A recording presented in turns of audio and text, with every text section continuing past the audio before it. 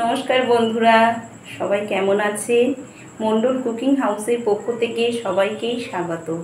সবাইয়ের কুশল কামনা করে আজকে আমি রাতে বা সন্ধেবেলা বলতে পারেন একটা টিফিন বানাবো।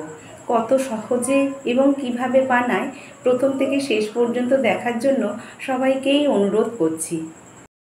আজকে আমি বানাবো ডিমের পেঁয়াজি।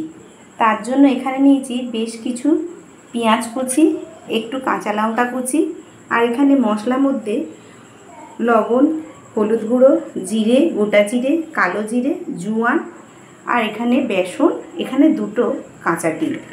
দেখুন আমি কিভাবে এই রেসিপিটা তৈরি করি।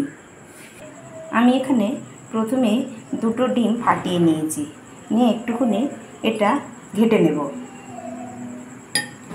খুব ভালোভাবে মিক্স করা হয়ে গেছে। এবার এর মধ্যে বেসন দেব।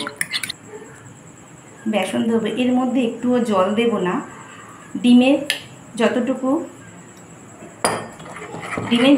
জল আছে ওইটুকুর মধ্যেই আমি এটা বানাবো, একটুও জল দেব না এক্সট্রা। এবার এর মধ্যে কুচনো পেঁয়াজ আর কাঁচা লঙ্কা কুচিটা দিয়ে দেব। এখানে যে মশলাগুলো দেখছেন সমস্ত মশলাগুলোই দিয়ে দেব।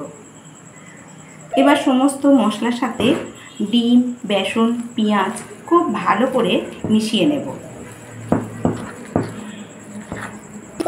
এই মিক্সটা হাত দিয়ে করলে কিন্তু খুব ভালো হয়, তাই মা চামচ বাদ দিয়ে হাত দিয়ে এটা মিক্স করছে। কড়াটা বসিয়ে দিয়েছি, কড়াটা গরম হতে দিয়েছি।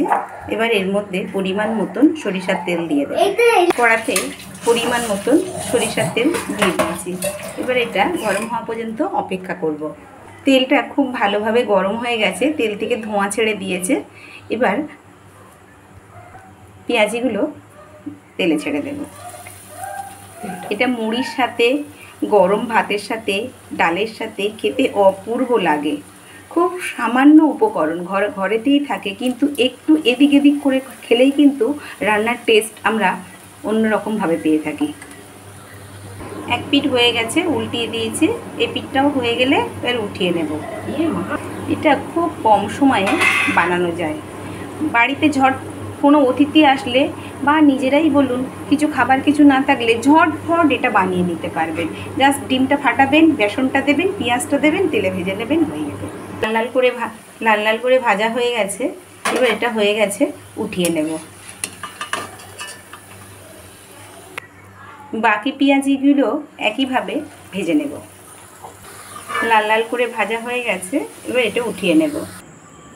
বন্ধুরা দেখলেন কত সহজে কিভাবে আমি এই রেসিপিটা বানালাম।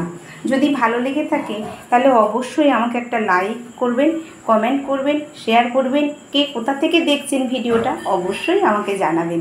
যদি নতুন কেউ দেখে থাকেন তাহলে চ্যানেলটাকে অবশ্যই সাবস্ক্রাইব করবেন। সবাই ভালো থাকবেন, সুস্থ থাকবেন, সাবধানে থাকবেন। পরের দিন নতুন কোনো রেসিপি নিয়ে আসবো। টাটা।